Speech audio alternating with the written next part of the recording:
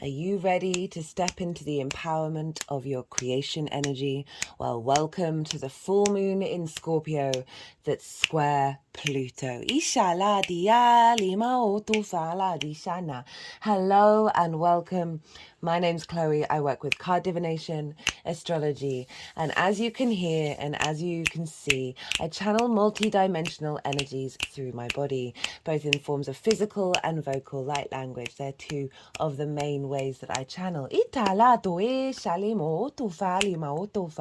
Working with these multi-dimensional energies, bringing healing, attunement, and activation codes to the messages that come through in these readings. Welcome. That Scorpio full moon is happening on the 23rd or the 24th of April, depending on where you live. It's a very powerful full moon square Pluto.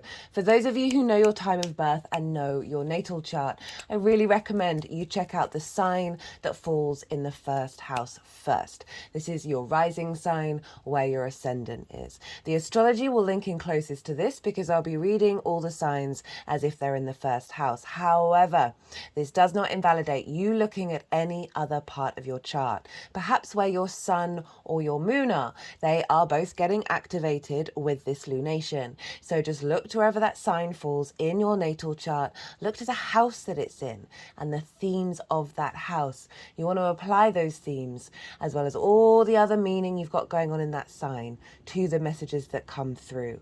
It will be as if that Leo energy has now moved to the first house, but with all of the meaning of your natal chart. So the astrology will still link in. Right, I'm going to keep this short and get on with reading for Leo.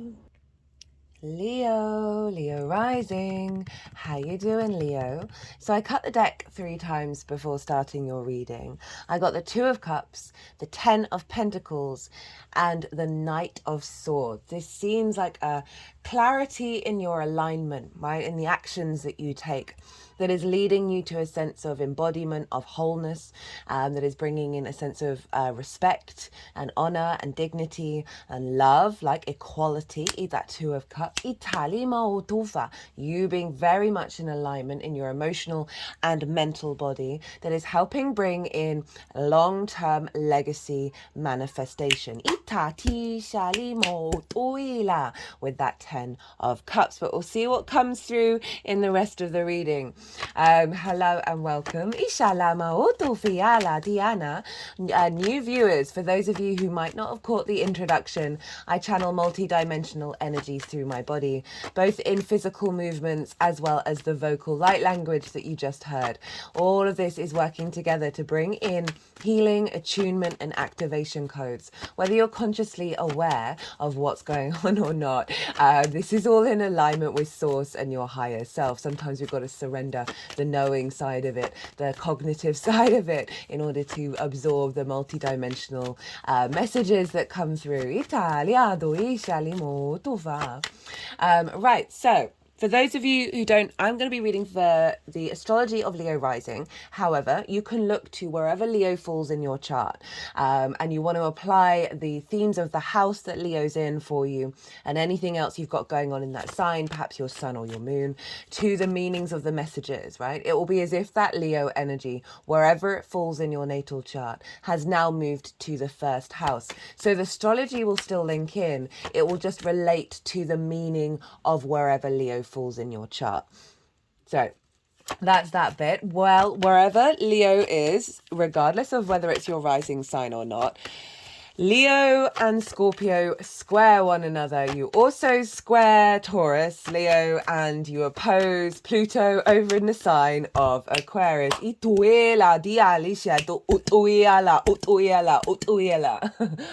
Already feel quite a lot of big energy coming through. And this is because all the fixed signs are being activated. And this forms a grand fixed cross, which on the one hand can feel like you're being pulled in lots of different directions. And what we really want to do is come into the eye of the storm, into the center of it where spirit is. Because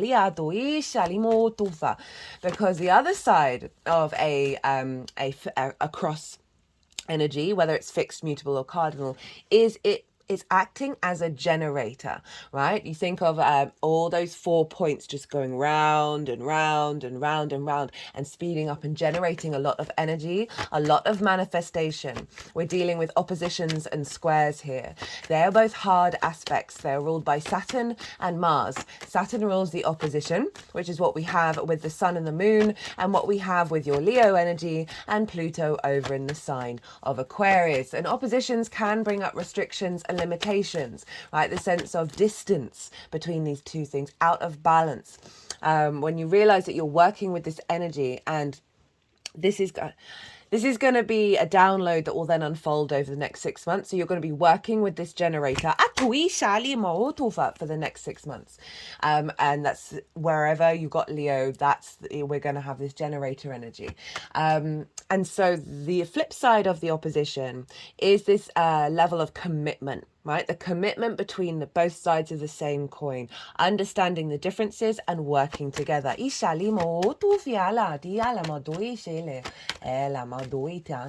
I'm recording this on the sun's day, on Sunday, and the sun is currently obviously square Pluto right now. It's moved into Taurus already. So we're bringing in that energy. So, and you've got the opposition between Pluto and your Leo energy. So it's about finding the balance, walking with integrity, a level of commitment. These are all Saturn qualities. And also you're tapping into your legacy of finding that balance, finding the neutrality within the eye of the storm.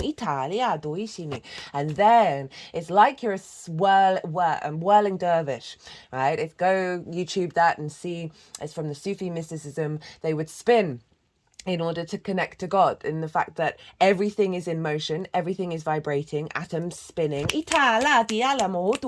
honoring that, all the planets spin, we spin, and so it gets you into that alignment of the being in a state of movement that brings about an element of religious joy.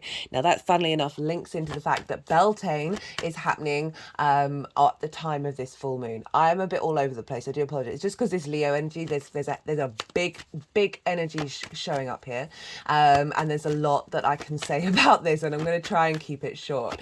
But the sun and the moon are squaring your Leo energy. Now, a square is an aspect of Mars. So we've got the moon squaring Pluto, Pluto squaring the sun squaring your Leo energy squaring the moon. We've got all these squares, and squares are ruled by Mars, the god of war. This can be butting heads. All this fixed energy thinks it knows what it's doing best. And so there's an element of winning, but at what cost? There's an element of conflict, of drama, of frustration, because if you're dealing, say you've got 4 different people in the room, and they all have the same way of working, but they're different ways of doing it. There's different lenses in which they operate from that same principle. They all going to think that they're right? That is one of the energies of a square, where it can just feel like you're not getting anywhere, even though you've got a real fundamental thing in common, because everybody thinks that they're right. Okay, so that's one side of the sort of the conflict energy that might be showing up around this full moon for you, Leo.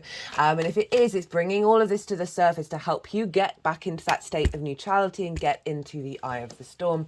And that's where the magic happens. The flip side of a square, because hard aspects involve more challenges, and I'm not saying challenges isn't a bad thing, just a couple more steps. It's not the easy, free-flowing energy of a trine or a sextile.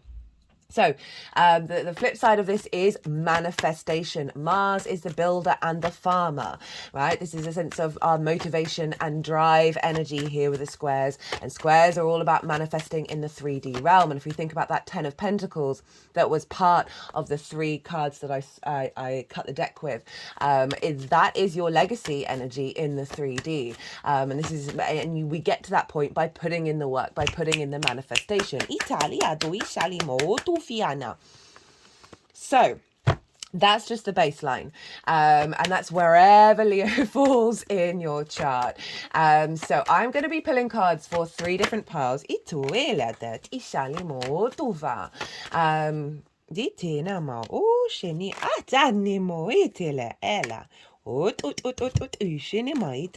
Sorry, when they start cutting the deck, my brain goes a little squiffy. Okay. Right, what was I saying? Right, I'm pulling cards for 3 different piles. The first pile is the lead up to this full moon in Scorpio. I work with 6-month cycles, so if you're watching this after the event, what's coming through in this transmission is one is about the full moon itself, as well as the energy it's going to download moving forward. Anyway, first pile is everything that you've been working on since the new moon in Scorpio last year. What have you been integrating, and where are you at? Sorry, Leo, I just had to pause for a second because I thought I had somebody at the door. So I was talking with the leader. What have you been working on and integrating over the last 6 months? And then what is your energy that's going to be working with this full moon? So that is pile 1. And as I said, I work with 6-month cycles, and I see lunations as portals for activation codes and download codes. Yes, this is a full moon, but it's going to be bringing in a harmonic frequency that's then going to unfold over the next 6 months.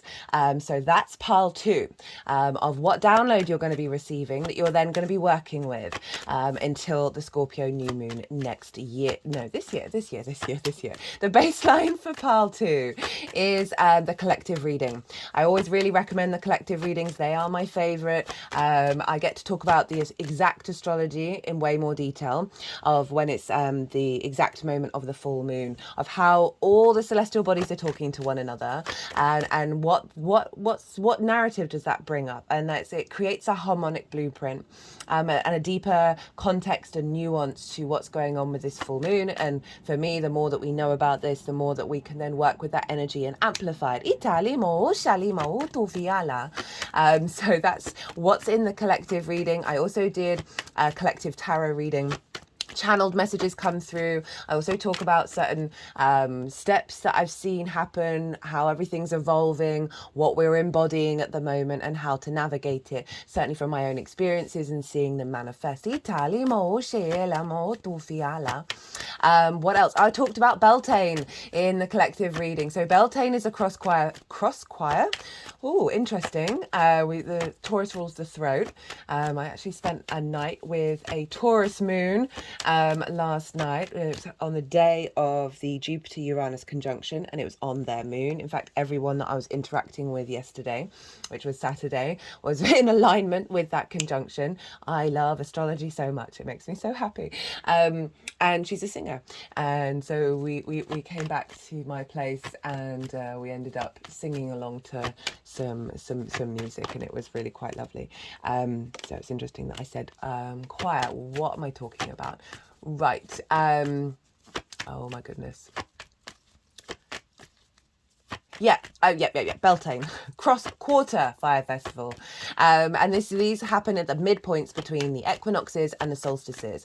They tie us in and link us into the earth energy. And Beltane is a very fertile time. It's very full of manifestation, right? From the spring equinox, we are building of everything that we've been pondering on over the winter season. And now we're going to be starting to see things come and build quicker and faster and more manifestation, right? Spring is springing, and we're in alignment with that. And the reason why I was talking about the Sufi mystics and the spinning, that it's a very fertile time of the horn god and the green goddess Itala, and they come into union with one another. So it's very interesting you got that 2 of Cups, because it played a role in the collective reading as well. And Scorpio rules the sexual organs, and this isn't just about copulating. It is about the union within yourself to create of the masculine feminine spirit, which is the 2 of Cups in my opinion. And so there's a real sense of activation of our creation energy. That was a really big message that was coming through before I sat down to do any of this transit, when I was meditating on this moon.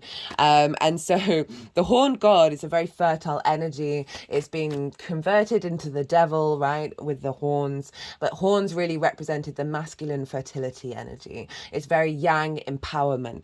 And horny is a sort of slang word for lust.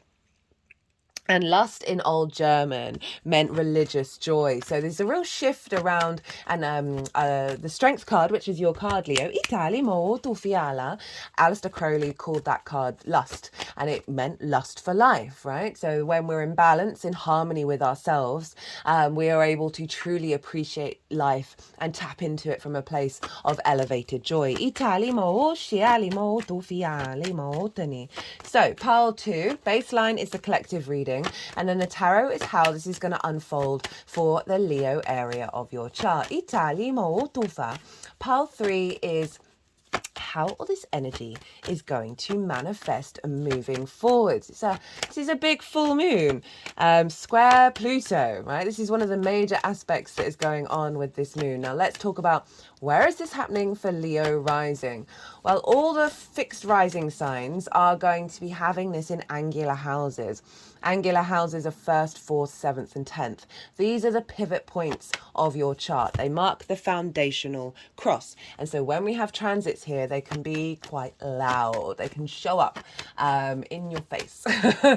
And for Leo risings, this is happening in your home, or your roots and your foundations, in your 4th house. This is where Scorpio lies, your foundational energy. See, this is the darkest point of the day that you were born.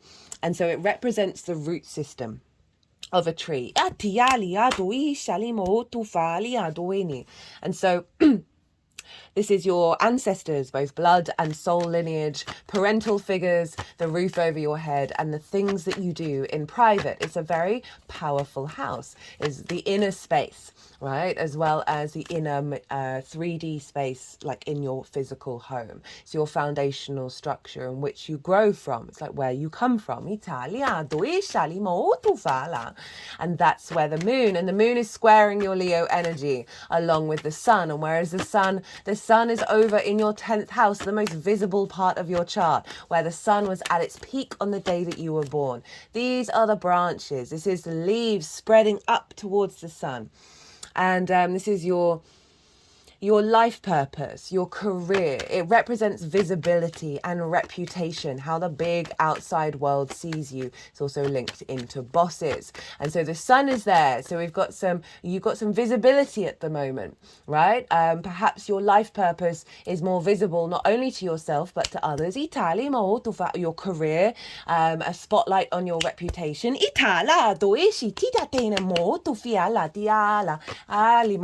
Such an energetic release at that.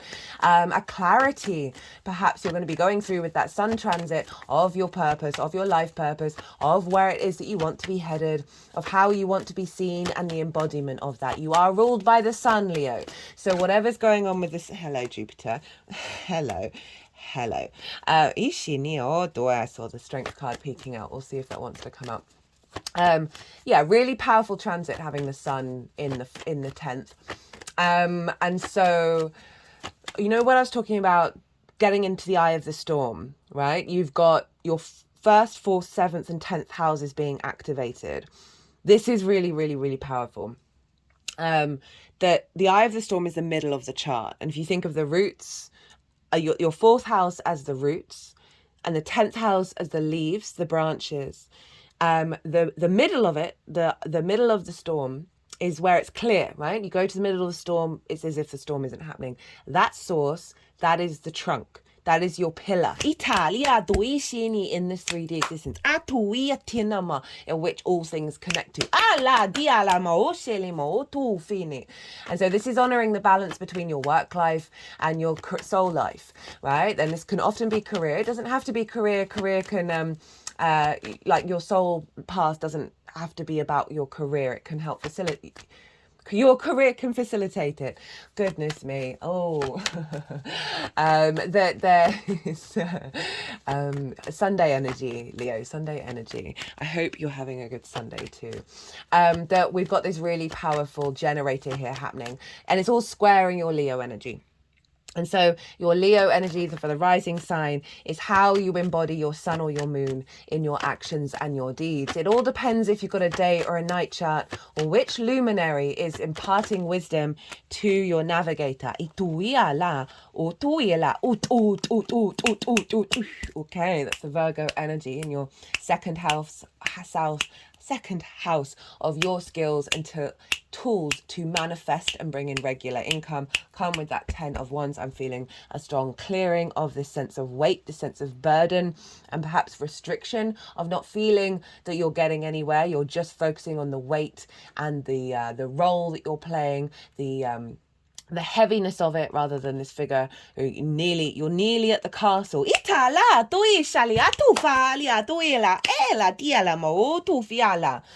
And it might have been, if we're thinking about the moon in the fourth, that there may have been some heaviness in the career house, which has meant you haven't quite been able to play Italia molto in the way that you would like. Right, back to Leo. So depending if you've got a day or a night chart, which luminary is letting your ascendant know where you're headed. And so the ascendant is the navigator, the lens in which you move through the world, right? It knows where it's going on a soul level, but it has its own way of getting there that isn't the same as your sun or your moon. It's your body, it's your appearance, it's your sense of self, it's your character.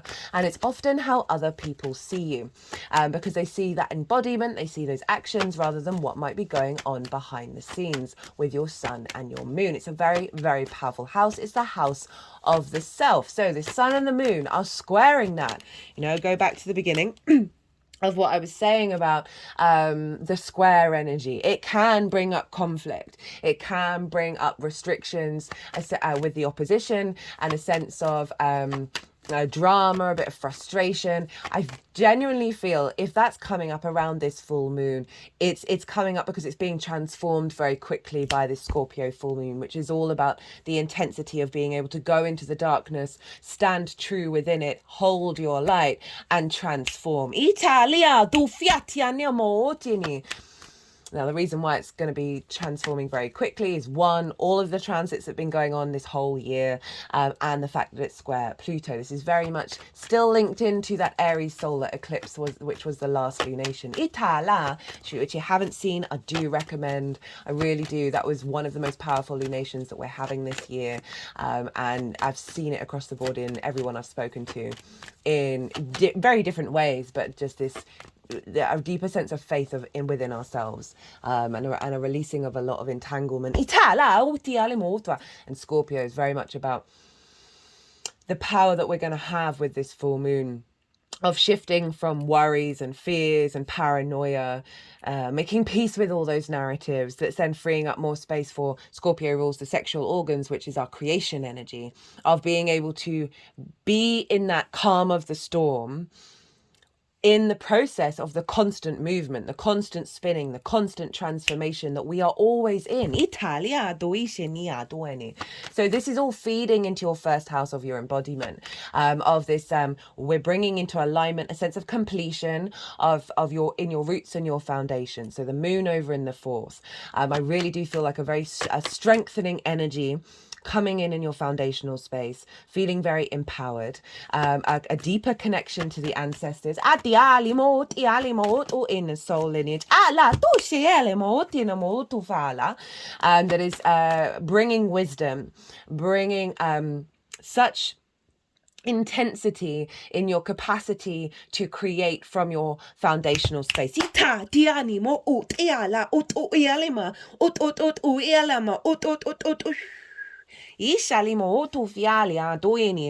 they were just doing some healing work over that Wheel of Fortune, which is this, and it's in reverse. It's in reverse right now. They're going to move around of any and this is whenever we have fourth house transits, we do a lot of healing with the ancestors, right? We're here with our own nonsense and the nonsense of all the past lives, right? Okay, and I say nonsense with love. Because life is ridiculous. Everything is nonsense. That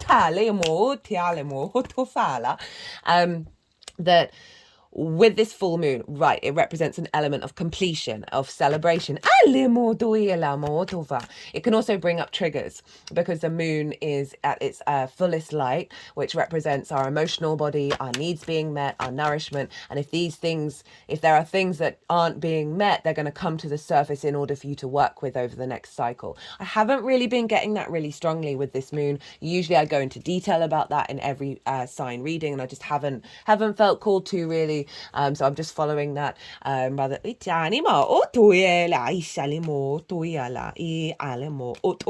there's that two of cups. Tishana ela.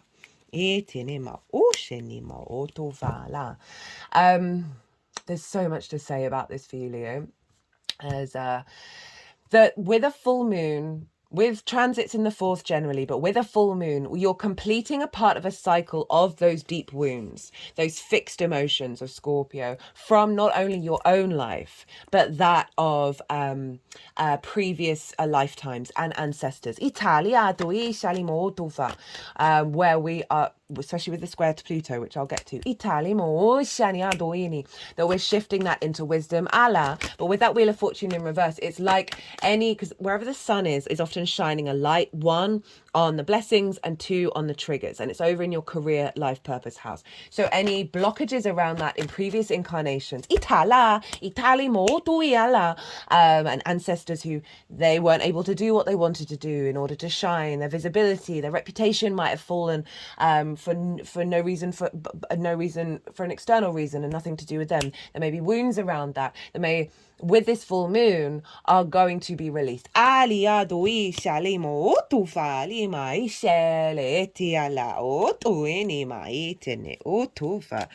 me cutting the deck and getting all major arcana. Not stop it. There are the nodes.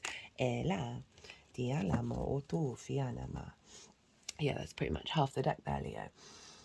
So I see a release of that. I do see celebration in alignment with the work you've been doing over the last 6 months, particularly a balance of the power that you've got in your foundation being visible to the outside world, not necessarily through what you may be saying or doing. It's in your frequency.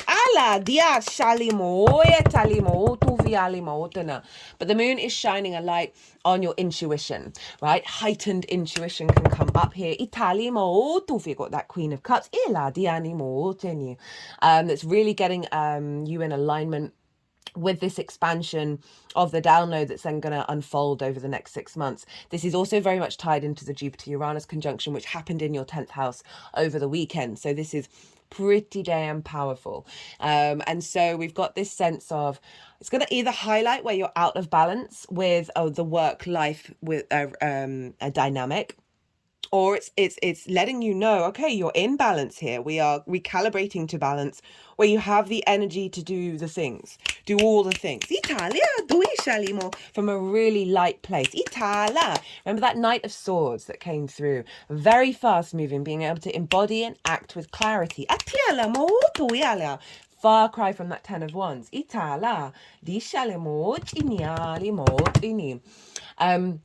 So, Pluto, the major aspect that is going on with this moon, and it's the only aspect I'm going to talk about, even though there's some really cool stuff happening. I really, really, really, really, really enjoy doing that collective reading. We're being birthed into Pluto. So Pluto, where's Pluto? It's over in your 7th house. Your 7th house is the house of the other. It's opposite your Leo energy within the sign of Aquarius. It's about intimate relationships, one-to-one relationships. It's linked into contracts, right? So there's this element of commitment and connection, and you both doing what you should be doing to help one another. That's the ideal with the self and the other. It can be about business partners, one-to-one clients. It can be about working with people on a one-to-one basis, intimate friends, dear intimate friends, long-term committed romantic relationships because of marriage, which is inherently a contract. It just is. That's just fact. We can add on our own spiritual meaning on top of that, or not do it at all. And then it's also source. It's your relationship with source. Now, I find with the seventh house, it is both the thing that you are drawn to in the other, Italia, doishinia, how you show up with the other. Italia, doishalimo, the mode in which you respond to the other and how you reflect on yourself because of the other. Okay. So Pluto's there, transforming all of this. I've done a Pluto in Aquarius transit. It's in its own playlist. It's really easy to find. I would recommend it if you want a deeper understanding and knowing about what is Pluto doing in your seventh house. But it is recalibrating. Pluto is all about transformation. It's about your innate id power, your root power that is deep underground within you. It's about your magnetism, right? It's an incredibly compelling, powerful, and it's also linked into the ancestors. So we've got Pluto squaring this sun and the moon. Now, for all the other signs, this is forming a T-square. And a T-square, you've got an opposition. We zooming in and out, did I not? Oh, okay, I've got to zoom out. Otherwise, I'll be messing around with cards the whole time. So we've got the opposition between the sun and the moon, and then Pluto's down here forming the base of the T. And we always want to look to the base of the T for the release point. So for all the other signs, the release point is over in Pluto, right? In Aquarius. But for you, my lovely Leos, as I said, you've got this fixed grand cross where you've got two sets of oppositions forming four squares. So as I said, it's the generator energy. So it's the intention of holding space for all four of these energies and observing how they unfold within you and unfold around you. And there's as I said, is the element. If you don't get in the center of it, you can feel like you're being pulled in every direction. If you are, make peace with that. Find that inner calm within, and then see what you're instinctively drawn to do and how to operate. Okay, so this energy, this fixed square is going to be a part of your Scorpio area of your chart for the next 6 months. This is in your foundational space. You've got a powerhouse of a generator that from your home life, from your private life, from your foundations, you are activating a cycle of manifesting happy work, home, partner, self energy. As I said, that can be business partner, that could be one-to-one clients, good friends, source, Italia, as well as romantic relationships, essentially in alignment with self and the other, and how that is harnessing a balance within you that is activating a powerhouse in your Scorpio energy that is fulfilling and creating momentum around your life purpose and career. Remember that 10 of Pentacles, Taurus, where the sun is, in your 10th house is earth energy. Pentacles is earth energy. This sense of union, set to 2 of Cups between the self and the other, is allowing you with clarity from your foundational space, whether that's in private or whether that's externally for those that you work at home, or you've got a family and you're like your power is at home, right? And that's the Knight of Wands, of you being able to embody that and act on it very clearly.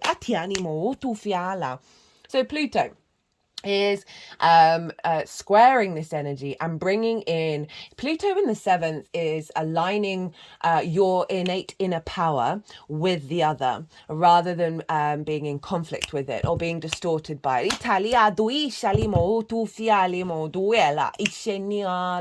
with the ancestors, right, the square to the moon in your 4th, I feel again not only there's a clearing of issues around the home and career from past lives, from ancestors, but also with the other, Italia, in relationship to the self. That there's a real sense of elevation and finding the wisdom in all of this and freeing yourself not only in the 3D entanglement, but the multidimensional entanglement.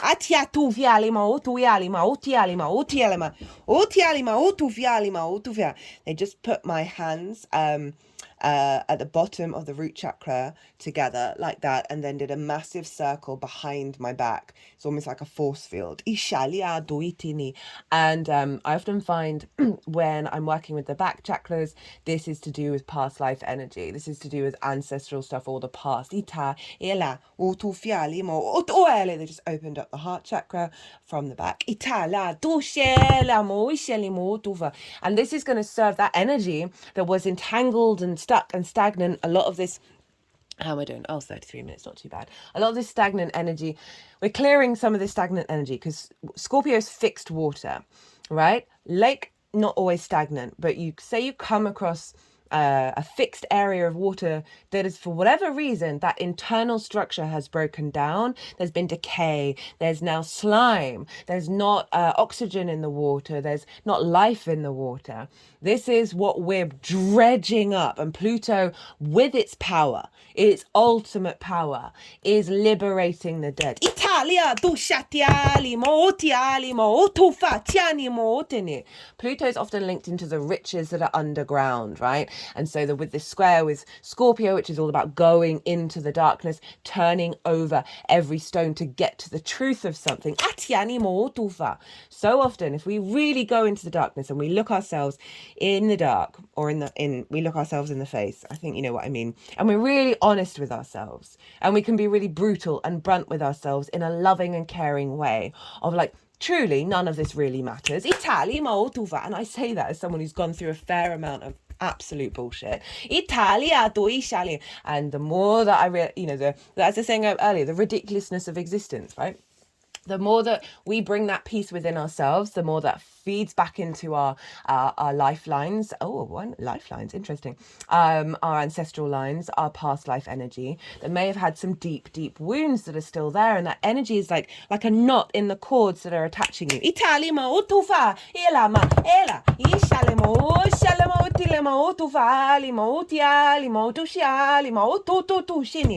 Woo! Told you there was going to be some big energy coming through for you, Leo. What was I saying? Sorry, got in a bit of channel mode then. Got very, big energy. Right, the fact that the more that so the other major message that came through in the collective reading, came through before the collective reading and showed up in the oracle cards. There will be a separate oracle card reading when I finish doing this transit, and it's our ability to make peace with all the narratives. Right? We've just had this huge activation with the solar eclipse, absolutely massive. And when we get these big activations, the old paradigms pop up. And that's when we can feel shame that we're not in that flow, that we're not fully in that embodiment yet. That was a new moon. That was activating a beginning of a cycle. And this really feels that, when we do that, like anxiety can come up, paranoia can come up, lacks of self-worth of what you're thinking, judgment, criticism, all this stuff where it keeps us not in the present and it keeps us distracted. And it's wonderful and it's brilliant because it helps us learn, and it's also part of being a human being. And this moon feels like we are clearing that stagnant energy of the resentment, the grief, the pain that's the stagnant in the stagnant water. It's not that any of that goes away. It's our perception around it. Because they're all part and parcel of the many paths of existence, and making peace of all those paths that we've walked along. Now, what came through is that, say you think worst case scenario about a situation that has never ever happened, but for some reason you think it, rather than being like, oh, why am I thinking that? Or I'm not in love and light, or whatever. You just go, okay, cool story, bro. And let that narrative it's existing within you, but it doesn't have to be entangled in you. You don't have to shame it or reject it. Let it live its life. We're opening up the multiverse in our mind. So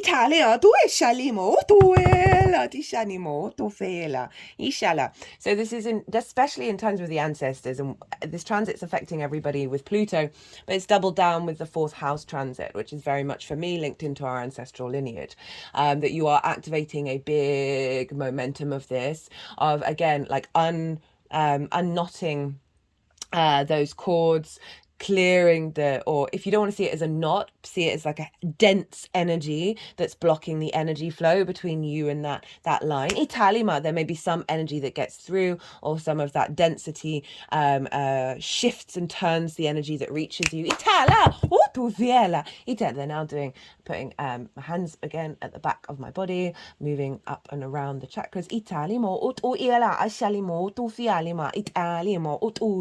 They're doing work around my waist as if I'm wearing a belt. It's got these energetic cords connected to it.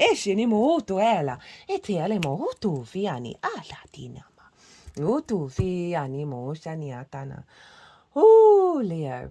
So this download unfolding is really taking you into your own power in a way that's very embodied. That you're not really going to be questioning it. I don't feel that. And if you do, there's a part of you that knows, oh, that questioning is just let it happen. That there's something coming in that's really powerful that I mean, if you haven't, words. Right. Okay. So that's the major aspect that I wanted to talk about. And there's loads of other cool stuff, as I said, that is forming a cradle by aspect. That's just really great. Let's get into rulership, because I have been talking for a while. We're not too bad. I think this might be the longest one, Leo. But as I said, this is a generator for you. So, yeah, with everything that I've just said, with this full moon, it can bring up that conflict side, and I just want you to know that it's part of the process, and to not lean into the fear of it. That, as I said, when we have big activations, a lot of old paradigms, all of that sludge might be coming to the surface in order to be cleared out. And that may be it all depends on your chart and what's going on with you in this solar year. So it's going to be very, very nuanced and very specific to your own practice and journey with your astrology. But overall, it's that cleaning out process. What I'm really feeling coming through is that we've been doing that cleaning out process, whether we've been conscious of it or not. And this is an elevation of the energy that we've been working on. I'm always mindful, right? Because, full moons can be a bit of a trigger time. Okay, so the ruler of this moon is Mars. Where's Mars? Traditionally, it rules Scorpio. Pluto traditionally rules it. Not traditionally. In modern astrology, Pluto rules Scorpio. I work with the Hellenistic principles, so this is from over 2,000 years ago. It's not part of my practice. I don't discredit it. It's just not something that I've seen show up as loudly as Mars ruling that sign. I can definitely understand why Pluto is linked into Scorpio. That happens to be where my Pluto is, and this moon is squaring all of that. Well, the Pluto's squaring it at the moment. Fun times. Not as crazy as I thought it would be. That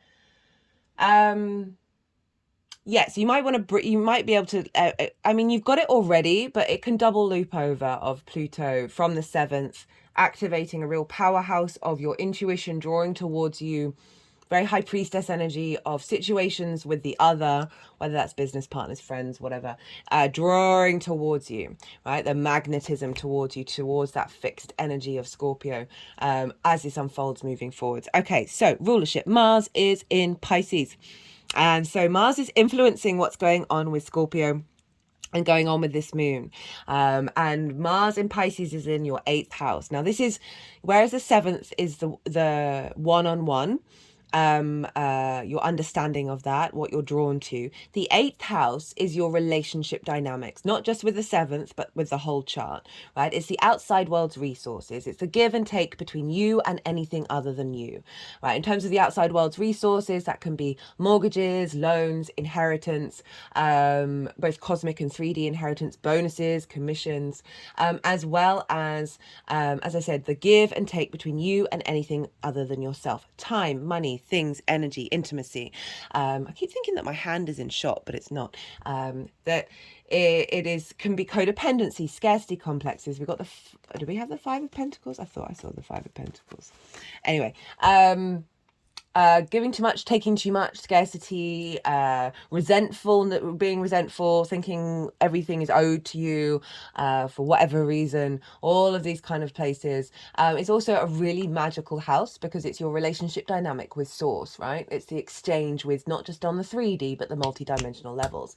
Mars in there. Mars is incredibly intuitive in Pisces. I love Mars in Pisces. Talked about this in way more detail with the solar eclipse and the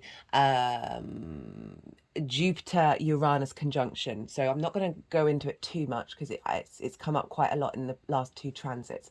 But overall, Mars is helping you through your motivations and your actions get an alignment with healthier relationship dynamics, getting you an alignment through your actions in alignment with source, being intuitively guided and drawn to situations that will serve you as they unfold in the long term. They were just doing some work over the throat chakra. And it's very magical, Pisces, very synchronistic, very very fluky energy, non-linear kind of vibe. And Mars is weaving this wonderful flow with you of feeling more good about yourself when you go out into the world. And again, these relationship dynamics, your relationship with source, all feeding into your foundational energy, right? Of Mars saying, okay, with this big culmination of the full moon, we are going to, through our actions, be in alignment with this activation that's bringing in healthier relationship dynamics, perhaps bringing in more resources that are strengthening your power base, which will then ripple to the rest of your chart. For those of you in relationships that you live with people, it doesn't just have to be romantic, but it obviously can be.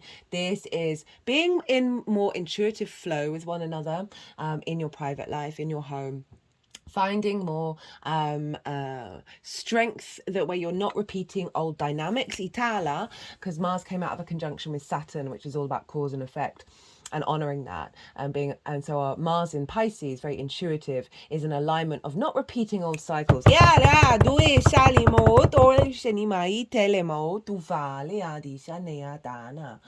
Now Jupiter rules Pisces, and where's Jupiter? Well, Jupiter's over in Taurus along with the Sun and along with Uranus. So Jupiter is influencing Mars. So Jupiter's saying, hey buddy, I've just activated a new cycle with Uranus, of your career, of your life purpose, of your visibility and your reputation. Let's get this in alignment with the movements of the outside world, your motivation and drive when it comes to your ability to harness the resources, right? Harness relationship dynamics in a really beautiful and harmonious way that's in alignment with your life purpose and your career and your visibility. And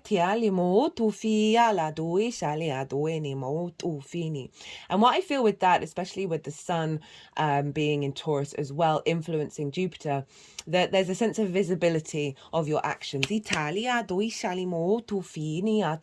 taking you to the next level.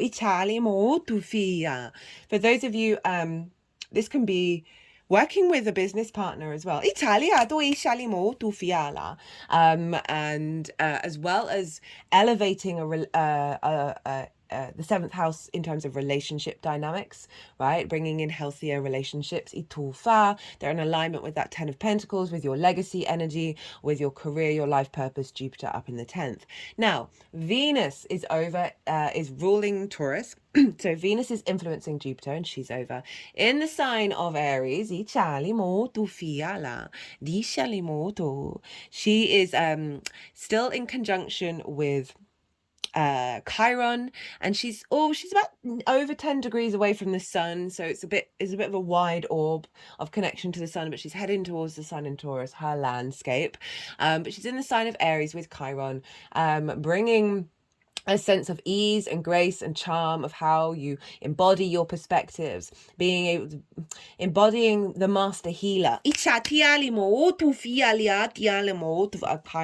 This is very much in alignment with the solar eclipse energy, and I talk about Chiron a lot more in that one. That is the master teacher, the wounded healer, our ability to transmute the wound into wisdom. And Venus being there, all the charm and grace and connection and harmony, a sense of of people connecting to your perspectives. The ninth house is how your morals, your ethics, your philosophies, for your spirituality, your connection to God, book religion, nature, science, the universe, whatever matrix is. And there are many, many, many matrices that you connect to, that you're figuring yourself of how you are a part of that, right? Society, the collective, the world, the universe, all of that. It's about teaching and learning. So I can really see with this Venus Chiron conjunction embodying itself into this full moon that's influencing your career, that there's a real sense of this power being generated of whatever your career is. You're embodying the wounded healer, right? You're embodying this Chiron was a master teacher, right? It taught all the princes and all the kings and all the heroes great skills ranging from music to, you know, fighting and all of that.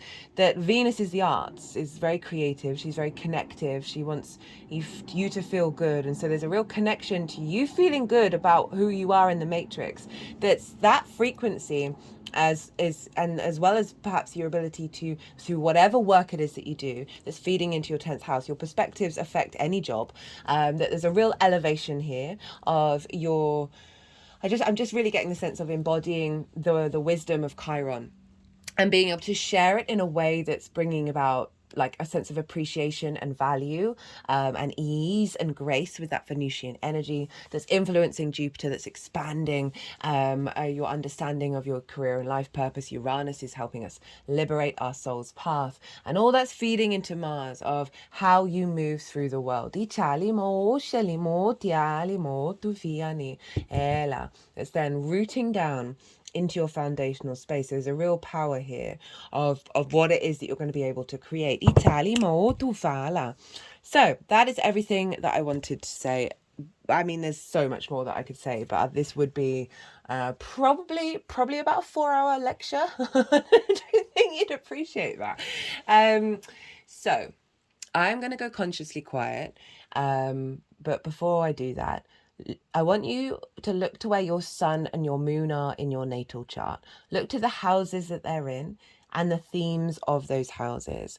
And those themes are likely to show up with this full moon. And it's also great to sort of think about those themes of how what's going to come through what I've talked about with the astrology is then going to unfold, unroll the carpet. Over the next 6 months. So that can be great to then work with that energy, knowing that that's going to add on a very personal part of your journey if you look into that. So I'm going to go consciously quiet. I'm going to soften my mind. The energies that I work with, they're going to move the cards around. And then they're going to do some energy work and they'll bring them into the 3 piles. And that's when I'll introduce the tarot into the astrology. I call you to soften your mind as well. Let all that was a lot. I know that was a lot. Let that all settle. Some really big energy came through with that one. I really enjoyed that. Let it all settle and then see what intuitive hits are coming up for you during this bit of channeling that's going to go on. Ituela, ishanimo, tufianima. Itala, tishalima, tueniala, utuma. Itiala, hello, Aries. Itum, shana madialimo, tuele, etani, ituela, dishele. Atuela itinimo shinia eala mo shinia Diana it otueni dano toela itinia. Itu tin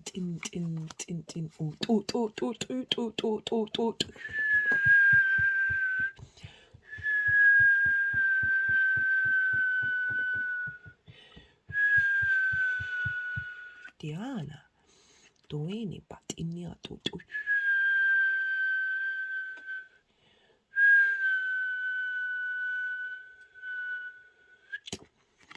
Itina Itiania Itiania, Tiania. Itiania, Tiania. Itut, ut, ut, ut, ut, ut, ut, ut, ut, ut, ut.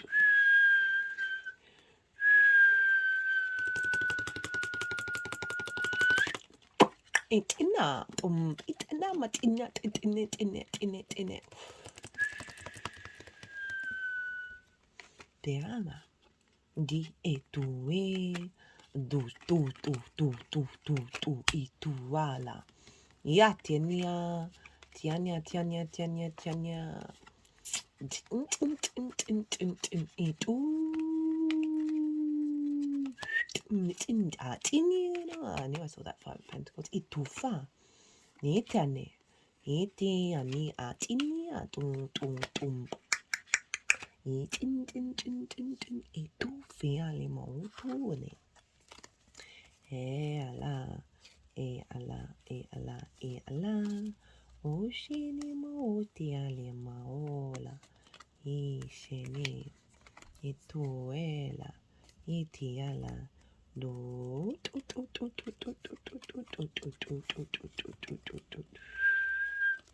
E ale mo. Di shalimo tu fini. E tala.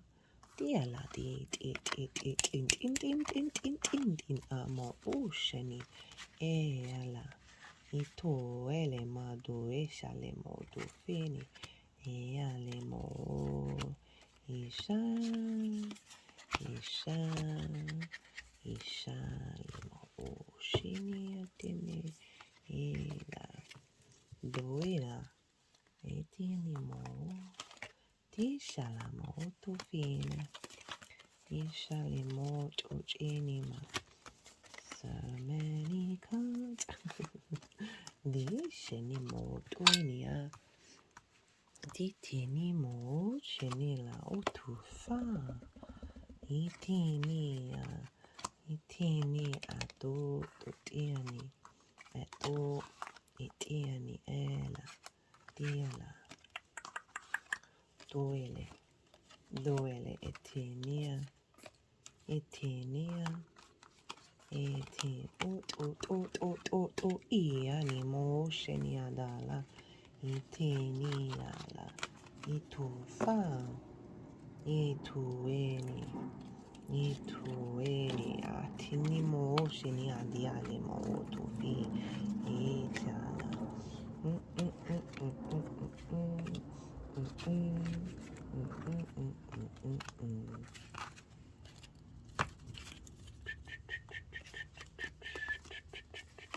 Whoa.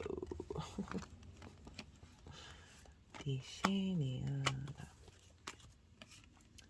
Tiala. Di. Adi sheni. Duela.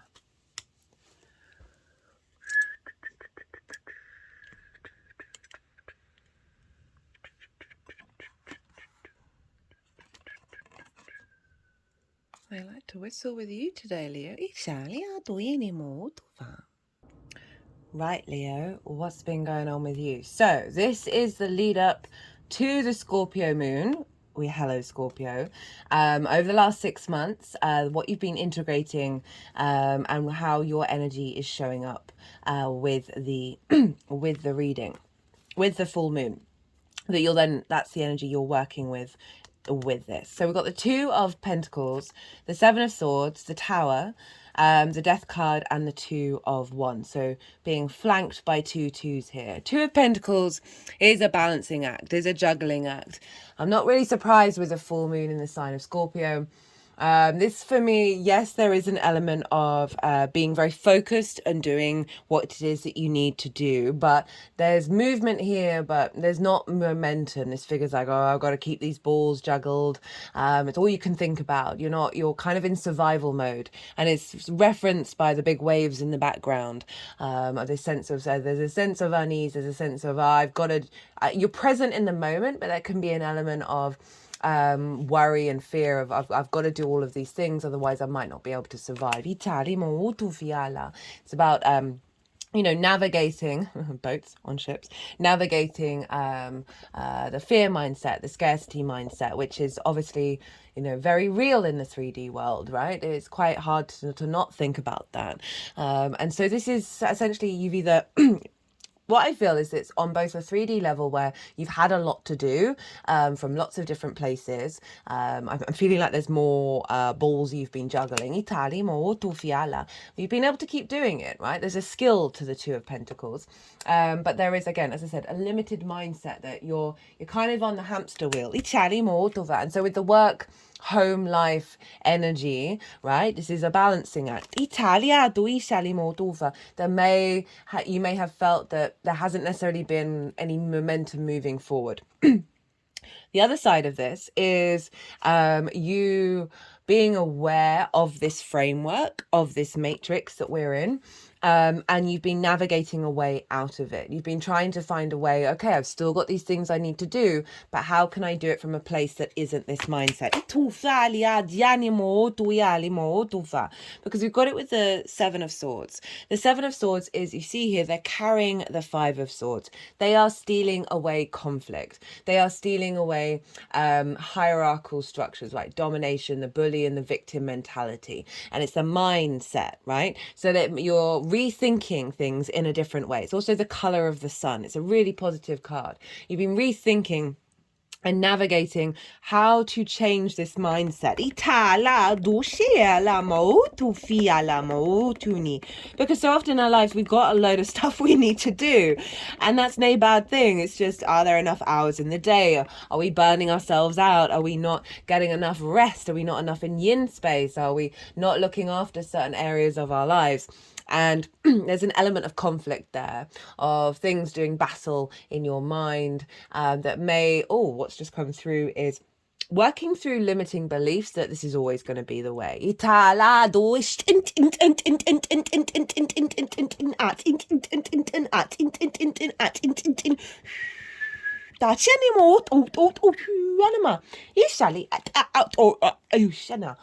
was a bit weird. They're doing lots of stuff around the head, by the way. Lots of energy releases. Me saying that. And it's bringing in a new framework where you're perhaps no longer in conflict in certain areas of your life, both internally and externally. So this feels that there may have been a situation that's come along that has helped rejig that mindset and the reality of the pentacles of, I actually have got a lot of things to do, or that I don't feel like what I am doing is moving forward. That there's been a shift. And I say that because we've got the Tower and the Death card following this. And it's interesting with the Tower, because the Tower pulls down superfluous structures that don't serve you, right? Your foundations are still strong with the Tower. This can be very sudden things that have happened in your life over the last 6 months that have cleared the path for you to really implement this mindset. Because it's all very well we can think that, but with this, the Tower card following that Seven of Swords is like, okay, but things need to clear away. And I feel like this is both an internal and an external clearing that's been going on, but it could have could be activated in the external. Certain situations that have been probably a bit uncomfortable at the time, but it's actually all just been, in the long run, not anything that you're going to think about in a month or 6 months time.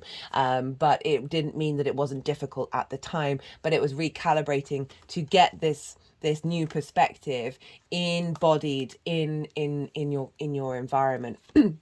Because it's come following immediately with the Death card. This is Mars's card, by the way, the Tower. This is Scorpio. And this is the acknowledgement of that which needs to be let go of.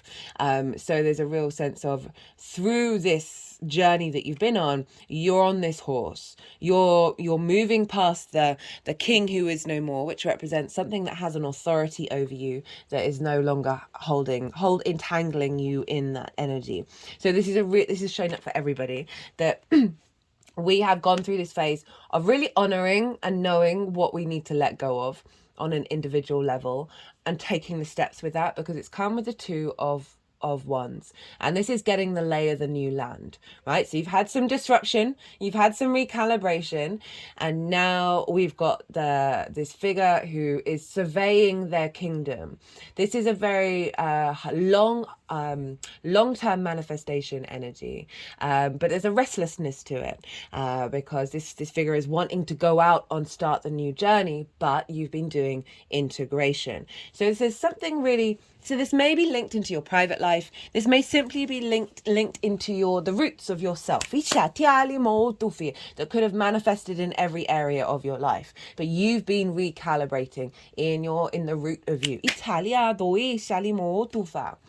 So your energy showing up for working with this energy. Okay, we've got the Eight of Wands, the Hermit, Aries, the Emperor, and the Six of Cups. A really interesting combination. We've got the balance of Yang and Yin here. We've got fire, which is Yang. This is about alignment. So you are showing up with this full moon energy that you're going to be working with that over the next 6 months of being in alignment, right? All these ones are heading to one point. It's an internal alignment as well as an external energy that you are cultivating and that you are bringing this into manifestation. I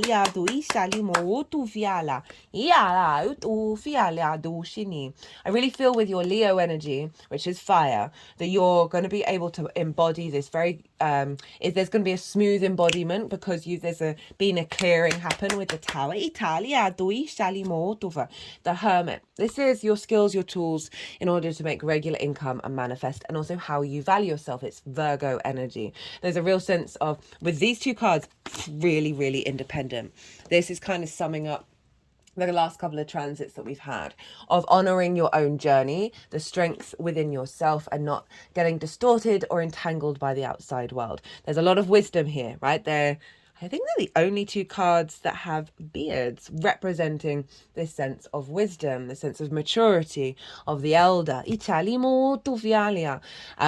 figure, not in the outside world, isn't bothered about what the outside world thinks. The outside world comes to them. The Emperor, through its own experiences, figures out its own truth and its own wisdom, and is then able to implement that in order to bring the empire into harmony. Both very, very independent in their nature, right? This is your perspectives, the Aries, and we've got your skills and your tools. So there's something about being able to harness the power of yourself with this moon that is bringing you into you are standing in strength, and this is going to be built on even more so. It's come with the Six of Cups. This is about this is so the Scorpio moon that it's making peace with the past, making peace with all the narratives. It's also about talking to the ancestors, receiving gifts from soul family, soul lineage, ancestral gifts. This is the biggest house, so it's very ironic with the fourth house. And it represents a sense of feeling safe and secure, right? Your emotional, this is moving on from the Five of Cups, which is about grief. There's a stuck heaviness, and seeing that flowers are blooming from that. So what I feel with all of this is that we've gone through a long cycle of integration, and now this is the activation and the manifestation of it, right? Sixes are a sort of a pivot point that we are then moving into the next cycle. But this is also you really being in alignment of communication with the ancestors as well, and embodying their wisdom, embodying your past life wisdom, and generally just feeling really good in your foundational space beyond the grief. Okay, here's all the cards on the table. But I rarely say the channel name. That's the first time in ages. So this is the energy of the moon that you will download into your vessel that will then unfold over the next 6 months. We've got the Queen of Cups, the King of Pentacles, Justice, the Wheel of Fortune, the Ace of Swords, 10 of Wands in reverse, 9 of Swords in reverse, 5 of Pentacles in reverse, 9 of Cups, 2 of Cups, 4 of Pentacles, Knight of Cups, the Moon. Okay, where are we at? 7 minutes past the hour. I'm going to try and go super quick with this one. New viewers, I apologize. Usually I get really detailed with all the cards. I'm just mindful this is probably going to be an hour and a half. So, Queen of Cups, serenity. She can see far and wide, and she is not in a fear state. There's a sense of heightened perspective, heightened intuition, and your ability to nurture this from your foundational space. Been getting big vibes of a lot of psychic activations happening here for everybody. You got the intuitive queen coming through, and she's in her power. She's so serene in her power. This is all in your foundations. King of Pentacles, we're bringing in that Taurian energy. It's very Scorpio Taurus energy here. I see the bull. This is Taurus.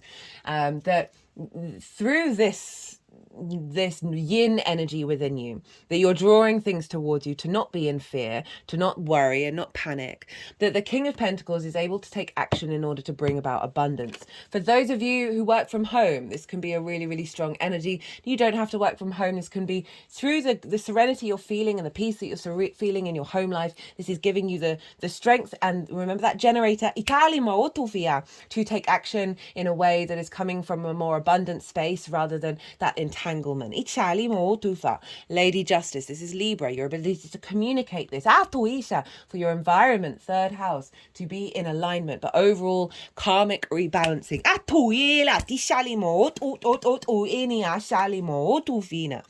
New soul contracts coming through that's more in alignment with Jupiter, the Wheel of Fortune.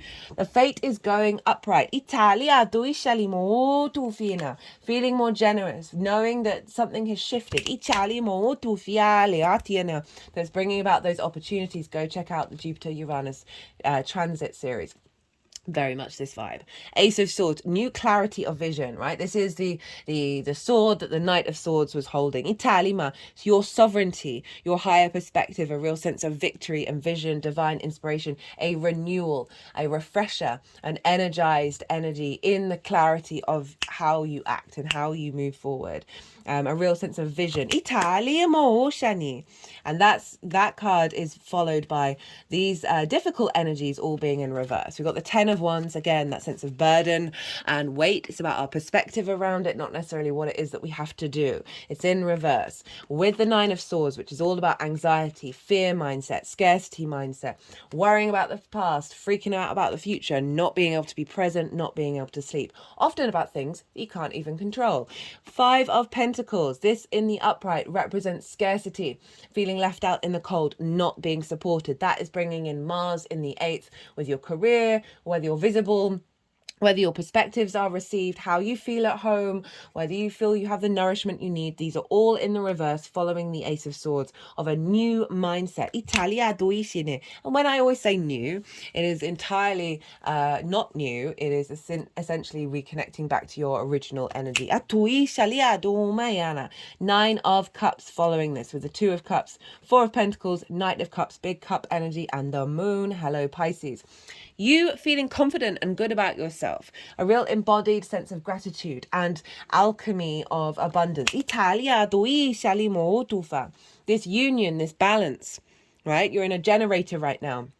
Of a balance of all of that, of being treated with respect, honor, and dignity, of a unity within yourself in your foundational space, masculine, feminine spirit. It can be externalized as well as internalized. There's the caduceus, which represents deep healing, and also your kundalini energy rising, where you are in union with self. Italimo, which is drawing towards you situations and environments, elevating a sense of union and love and respect in your exterior world. Four of Pentacles, your internal soul energy is being protected, so you can manifest in the 3D world from a place of safety and strength. Knight of Cups, moving through life from your foundational energy with a sense of love and intuition, the true romantic, right? Moving with flow, very Mars in Pisces, right? Of following the synchronicities, following the flow, feeling really good in your body. Whereas the Knight of Swords, acting on with clarity, this is a general energy of just feel your emotional body being really in flow, and that is drawing towards you this sense of elevated, heightened emotion that isn't getting distorted. Remember, Scorpio is fixed water. Italia molto. That's really aligning you very deeply in how you embody your intuition and your psychic energy. And I say psychic because we started off with the Queen of Cups, we got the Knight of Cups, and now we've got the Moon. This is Pisces energy, but it is all about your, that which is in the darkness, that which cannot be seen. Very psychic, very sensitive, very clairvoyant. Itali molto fialia, very sort of dreamlike in its energy, that you are embodying the Moon in your private life, in your roots. You are really feeling the Moon represents our nourishment and our needs being met, and so there's a real sense of your intuition bringing that into force. Italia due salimotufa. Got the Ace of Wands at the bottom of the deck. Ooh, with the Lovers. Right, hello Gemini. So this is an elevation of the Two of Cups, of being able to make the right decisions that serve your full embodiment of your soul. This also can be, that one-on-one. It can be a romantic relationship. That may be something that is going to unfold over the next 6 months or elevate if you're already in it. But overall, this is doubly down on the unity within yourself that's acting as a generator, this Ace of Wands, right? The fire rod in the earth. I've never called that before. That is very fertile, very vibrant, very passionate, very creative, very independent and charismatic. Itala, you have this renewal of self, your Leo energy. I'm really just getting the sense of this fire rod just on being banged on the ground, that's creating and manifesting. Okay, so how this energy is manifesting moving forward. We've got the Nine of Pentacles, Hanged Man in reverse, the Hierophant, hello Taurus, the Magician, Mercury, the Sun, obviously, Seven of Wands, Four of Wands, Ten of Cups, Nine of Pentacles, incredibly independent. This is such a 10th house, 4th house card, because this figure knows what steps it needs to take in order to bring about the abundance in their life. And that's not just in work. They're hanging out in their garden talking to the falcon, which represents Horus. So there's an element of deep wisdom here through actions of that independent energy. And now this can be bringing that energy in that's then going to be manifesting as it unfolds, but it also could mean for some of you that you're going to get to this point at the end of the cycle, where you are feeling, rather than that Two of Pentacles, of the juggling, of not quite moving and getting forward, of the survival mode, of really just being like swanning around and feeling in your flow and knowing that everything is unfolding. You have faith and trust in what you're doing and who you are and how that's working out for you. The Hanged Man in reverse with the Hierophant, very empowered wisdom, right? The Hanged Man is all about perspective. It's about a limbo period. The limbo period is no more. You are now going out into this world with this halo, right? This sense of enlightenment, this sense of wisdom of your perspectives. Venus conjunct Chiron in the 9th, that's then feeding into your work and feeding into your home life, right? So a real sense of an embodied sense of self, an embodied sense of wisdom that is flowing out in the rest of the chart. The Hierophant, this is Taurus. So I really feel a connection with this, like a happy home, happy career, life home. That the Hierophant is all about commitment. It is about being your own guru. These are very guru energies. Especially the Hanged Man in reverse, having gone through the sacrifice and received the wisdom. There's a real sense of what it is that you've gone through and who you are and what's being downloaded with all this intuitive energy is your ability for that to be shared with other people. We've got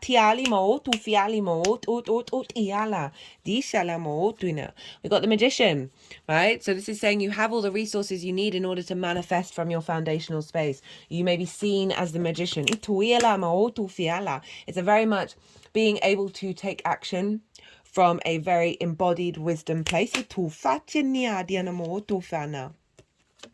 are we doing? Okay, not too bad. The Sun, feeling good, vision, clarity, purpose, freedom, will, liberation, for just joy in your home life, right? A real sense of visibility, right? The Sun in its peak up in the 10th house. I really do feel there's such a strong alignment with all of this, with whether that is in work or romance or just yourself, of really having a lot of energy and feeling very bright in your energy. In your foundational space, which ripples to the rest. Remember, it's the roots. And those roots feed the leaves. Seven of Wands in reverse. This is one of my archetypal cards for the human species of what we're going through right now, because we all have something of value. This person is standing on a cliff representing the higher ground. But boy, does this person look unsteady. They're in competition mode. They're in survival mode. And this is the matrix that we are currently signed up to navigate through. But it's in reverse, which is a change of perspective, of moving away from that dynamic, feeling very embodied with all of this wisdom, that you don't need that entanglement. This could be maybe not feeling good enough in your foundational space. That's being shifted, which is then stripping you of that scarcity in the external. As well as perhaps in work, as well that business partners, whatever it is, of you just feeling a bit insecure, falling away. Four of Wands, 10 of Cups, celebration. Right, this is about having put in hard work. This is about the harvest for me, and the harvest takes daily duties and cares. It takes a long time, but then you bring the harvest in and you celebrate and you have a big party. This is the sort of milestone energy of having gone through a period of time. Hard work's not a bad thing. Of putting in the work in order to bring this in, but you're now at a place where you're able to celebrate. There's a real sense of being appreciated and appreciating others, and it all just being a lovely flow. With the 10 of Cups, what a great card for the fourth house, because, you know, we've got another home here. This is the nuclear family. It's just a representation of the externalized 9 of Cups, right? The 9 of Cups is about gratitude, a sense of an inner abundance. And with that process, that then ripples out into the external. You see all these cups. So they're in a rainbow, they're all in alignment. So there's that sense of the internal gratitude of the 9 of Cups now being externalized in this rainbow, externalized in your home life, your work life, your outer life, whatever it is. There's a real sense of just feeling your inner goodness, your inner resonance, and seeing it out in the world. We got the Hermit again, doubling down on your skills, your tools to manifest and bring in regular income, as well as how you value yourself, and both of those are entwined. Truth, guide, facts, wisdom, and also highlighting that wisdom side of it. You've got a lot of wisdom cards show up. We've got emotion, control of self, having gone through a process of figuring out working through emotions that may have swayed you, rather than you finding that inner peace within yourself, and then operating from that place. It's actually brought about a sense of liberation. We've got the Magician, performer, creativity, illusion and power. And I said you might be seen as the magician, and here we have as the performer of how this is unfolded. Also knowing the magic you have within you, and that your actions create magic. From your foundational space. We've got the Magician, Mercury's retrograde in Aries. So we've got double Magician. We've also got the Hermit, which is ruled, and Gemini, which is ruled by Mercury. So there might be something around communication and how you collect information. And again, the mindset being shifted. The Moon, we've got 2 moons, phases, mysteries, instincts, discovery, a definite discovery coming in of that heightened intuition, and the flow, relationship change. Yeah, so we're really we've got a big shift going on. Again, you sharing your perspectives and leadership. Okay, so this is a shift in your foundations that is opening up so much space. Heightening your intuition. The synchronicities are going to go through the roof. This is Venus and Chiron. How your perspectives and how they influence your 10th house and the rest of your chart, and falling into your roots and your foundations. For some of you, this can be activating a cycle of at home, learning something new, as well as sharing what you've learned. Leadership. You really embodying your own path. From a home life that's more that's stronger and more in balance. Okay, Leo. Okay, not too bad. 1 hour, 21 minutes. I hope you enjoyed this reading. If you did, it'd be an honor and a privilege if you hit that like button. If you want a personal reading, my website is in the description box. But other than that, Leo, be good to yourselves, be good to those around you, and be well until we meet again.